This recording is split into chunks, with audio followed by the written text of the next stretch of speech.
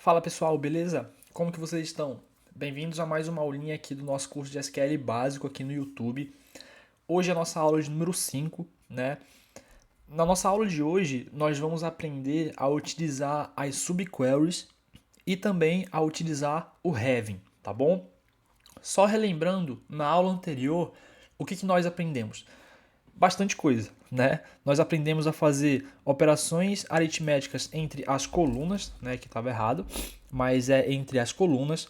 Nós aprendemos as funções de agregação, que era o que? O sum, o AVG de média, o mínimo para tirar o mínimo, o max para tirar o máximo e o count, certo? Nós também aprendemos a dar o group by, que é aí quando a gente utiliza alguma função de agregação e nós adicionamos na nossa consulta alguma coluna categórica, nós precisamos agrupar essa coluna categórica. O order by, né, nós aprendemos ali que ele serve para ordenar os valores do nosso resultado. Então, se a gente quiser ordenar valores numéricos na ordem crescente, ou seja, do menor para o maior, nós utilizamos o ASCII, certo? Então a gente dá o order by, nome da coluna, ASCII.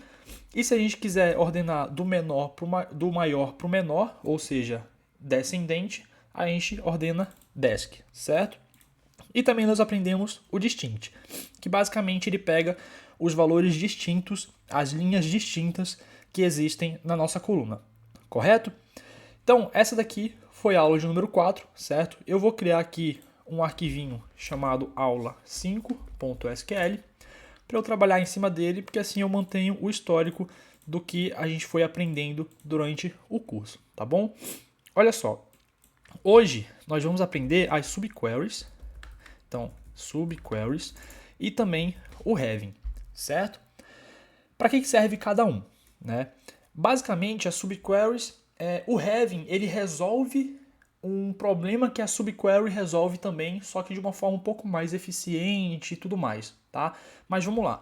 Eu vou criar aqui uma situação para vocês. Ó, eu vou selecionar todos os valores aqui da nossa tabelinha Spotify, Spotify Artist Info. Se eu rodar isso daqui, seleciono o meu banco de dados, tá aqui. Aqui eu tenho, como vocês já sabem, as informações dos meus artistas, né? E aí, o seu chefe, no seu trabalho, pediu para você, cara, eu quero que você pegue o ID, o nome de cada artista e a média de ouvintes mensais dele. Como que a gente vai fazer isso? Olha só, eu vou selecionar aqui o ID, o names, e aí a média de ouvintes mensais de cada artista. Como que a gente faz isso? Bom, a gente precisa da média de cada linha, certo?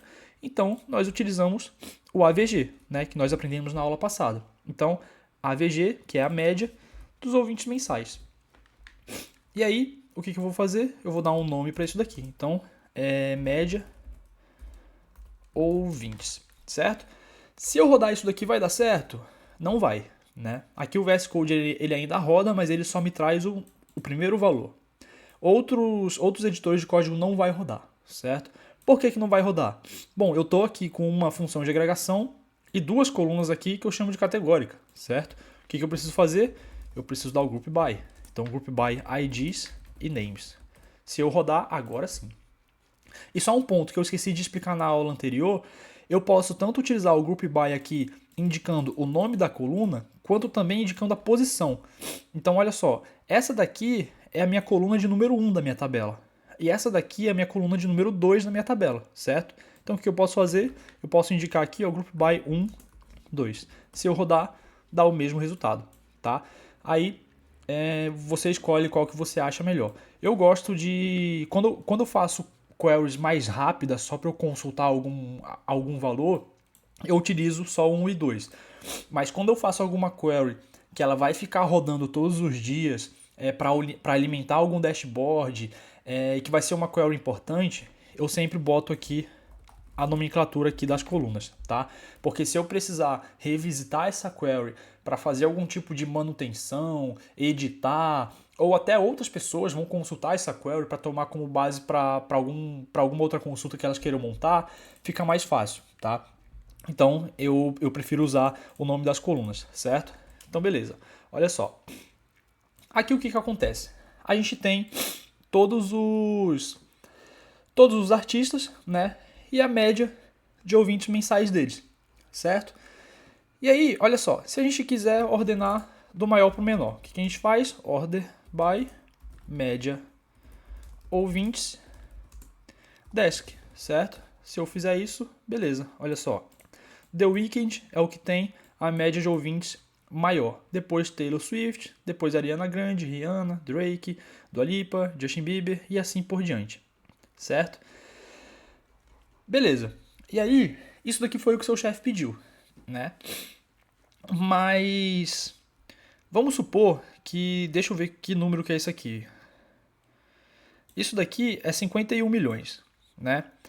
Vamos supor que o seu chefe, ele peça para você, eu preciso de todos os artistas que tenham uma média de ouvintes mensais maior do que 55 milhões, certo?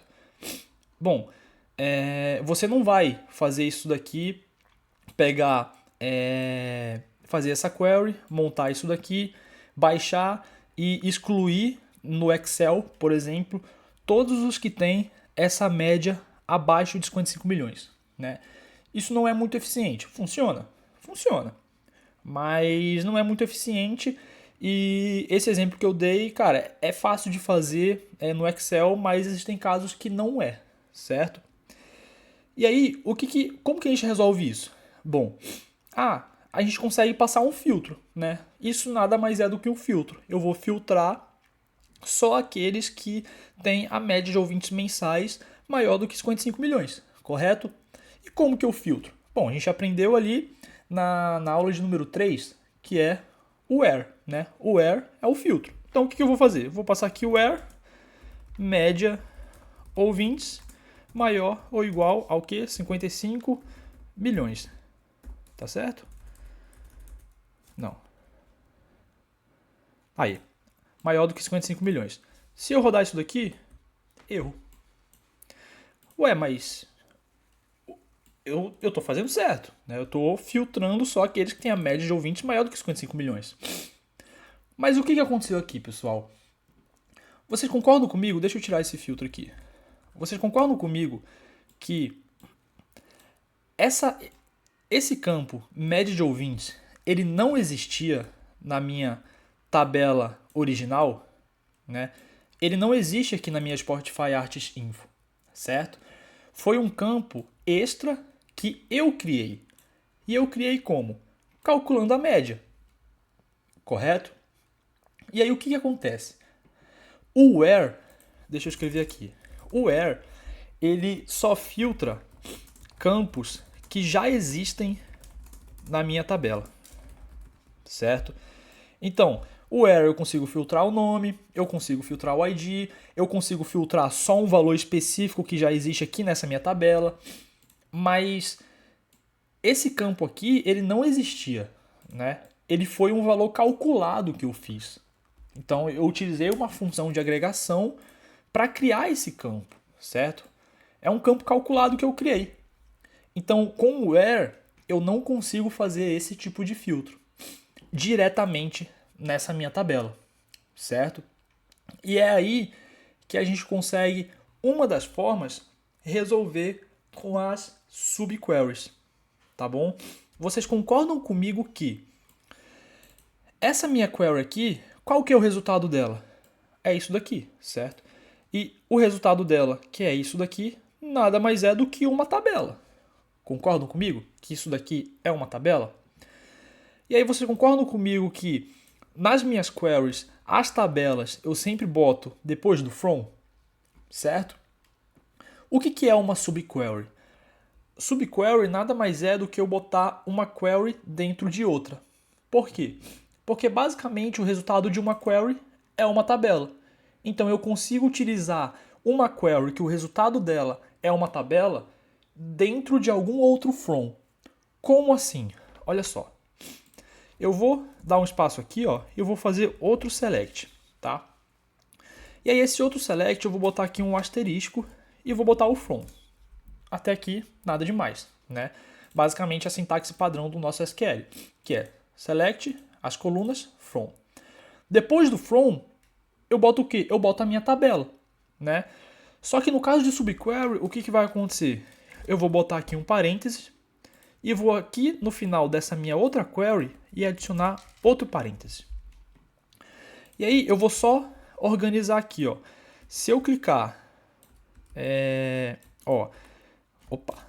se eu clicar aqui na frente do meu select e apertar Shift Alt e arrastar o cursor do meu mouse, ó, ele vai vindo até aqui embaixo, certo?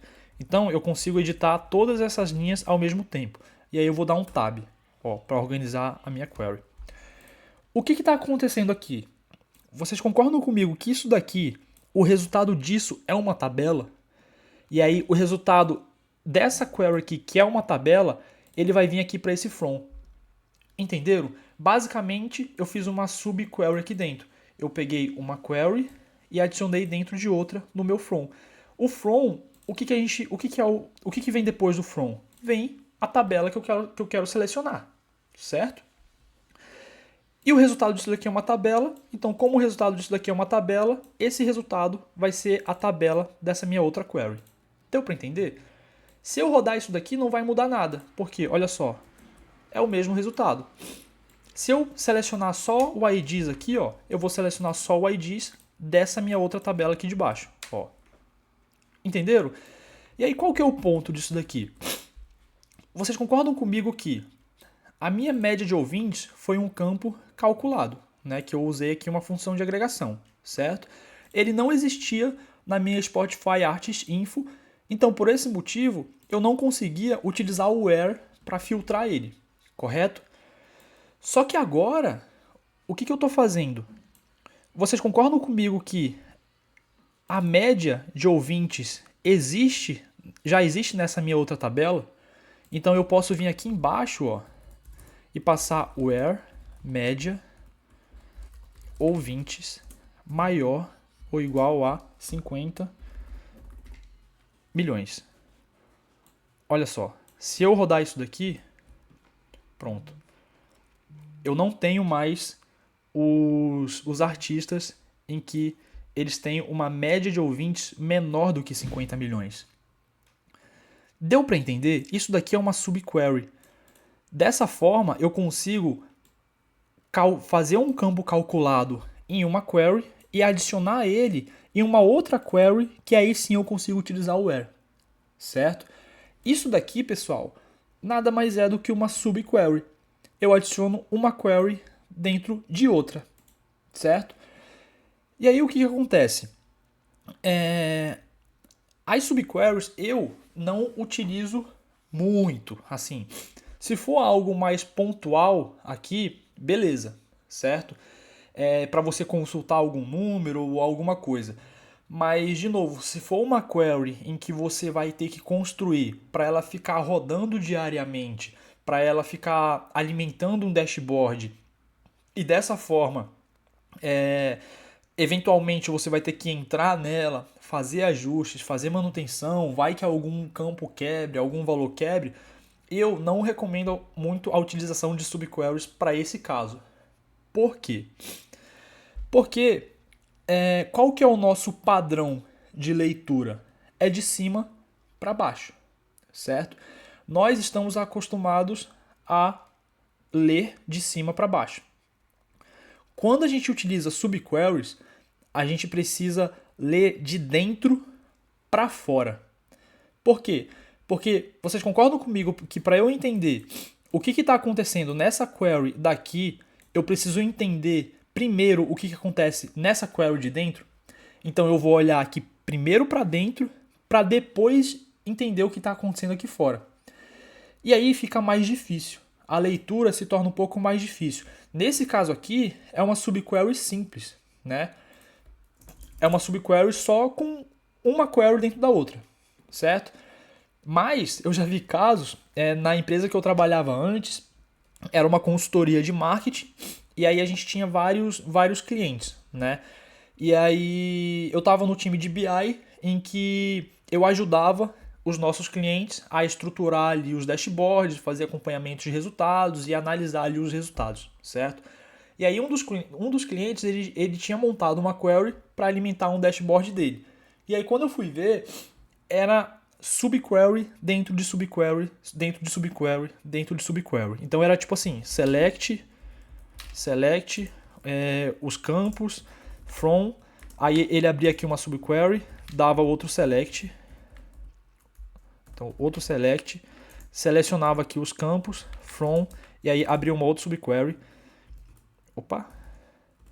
que aí ele dava outro select, selecionava os campos, e aí ele abria uma outra subquery, dava outro select, abria os campos e abria uma outra subquery. Cara, e aí ele ia fazendo assim, ó, subquery dentro de subquery. E aí, para eu entender o que está acontecendo na query principal aqui, eu precisava entender o que acontecia nessa daqui, para depois entender o que acontecia nessa, para depois entender o que acontecia nessa, para no final eu conseguir entender o que acontecia no final. Cara, eu demorei um tempo só para eu conseguir entender a query dele, para eu conseguir fazer um ajuste que estava quebrando ali no final do dashboard, sabe? Então, isso daqui não é nada muito eficiente, tá?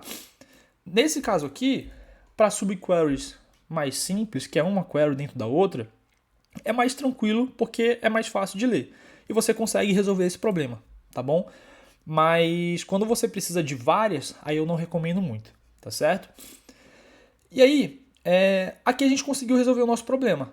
Né? Nós conseguimos aqui passar esse filtro da média de ouvintes maior do que 50 milhões, certo? Resolvendo aqui com subquery, que é basicamente uma query dentro da outra. Deu para entender? Qualquer coisa, deixa aí nos comentários, tá bom? Só que assim, aqui a gente acabou escrevendo basicamente 16 linhas de código, certo?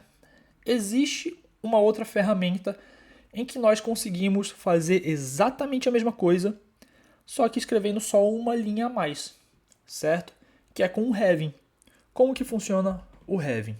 A gente vai vir aqui, ó, deixa eu apagar aqui e organizar aqui certinho. Olha só. Vou voltar aqui para o meu resultado geral. Ó, eu tenho aqui todos os meus artistas com a média de ouvintes deles, e aí aqui está com todos, né? E aí lembra que eu preciso filtrar só aqueles que têm 50 milhões para cima de ouvintes mensais, né, da média. E aí, com o where puro aqui, a gente sabe que não funciona, né, porque essa coluna aqui é uma coluna que não existe na minha tabela principal, né, é uma coluna que eu usei uma função de agregação. E aí, para resolver, a gente utilizou primeiro a subquery, certo? Só que a gente consegue vir aqui, ó, depois do group by e utilizar o having. O having, ele vai filtrar os valores que nós criamos dentro da nossa query. Isso daqui é um valor que nós criamos, né, com uma função de agregação aqui de média. E aí, o que eu quero? Eu quero filtrar só quem tem a média de ouvintes maior ou igual a 50 milhões. Eu não utilizo o where, eu só utilizo o where se eu for com subquery, mas com o having eu posso passar aqui, ó, having média ouvintes maior ou igual a 50.000.000. Olha só, se eu rodar, olha que beleza. Agora eu tenho aqui todos os meus artistas que só têm a média de ouvintes mensais acima de 50 milhões. Muito mais fácil, muito mais rápido e muito mais prático do que utilizar uma subquery, né? Então é para isso que serve o having. Então qual que é a diferença? O where, a gente vai filtrar valores de campos que já existe na nossa tabela, certo? Se for um campo que a gente utilizou uma função de agregação ali, uma soma, uma média, um máximo, um mínimo, a gente não consegue com o where, só se a gente utilizar subquery. Mas se a gente não quiser utilizar subquery, a gente utiliza o having, tá bom? O having serve para a gente fazer esse tipo de filtro em campos que nós criamos a partir de uma função de agregação. Beleza? Então é isso, pessoal. E olha só como a gente já está aumentando aqui a sintaxe da nossa query, né?